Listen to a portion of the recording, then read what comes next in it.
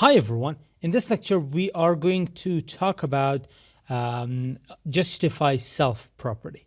So the justify self property is going to do the justification like the justify items, but only for one grid item within its grid cell.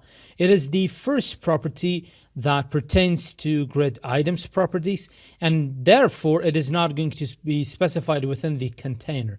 It's going to be specified within a specific item. Let's say we are selecting item 6 and we are going to give it a background color of 0E185F. And so this one, justify self, is going to justify the items or align the items horizontally. Justification happens horizontally in grid.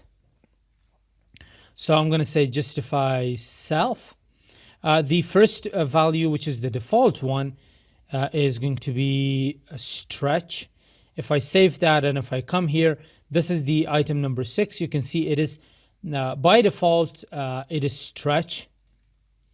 We can also go ahead and change that. Now the property values are going to be the same as justify items or align items. We have center.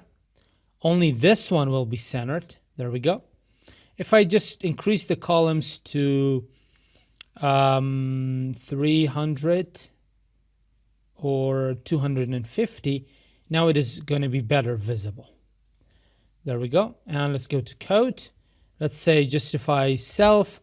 We could set it to start.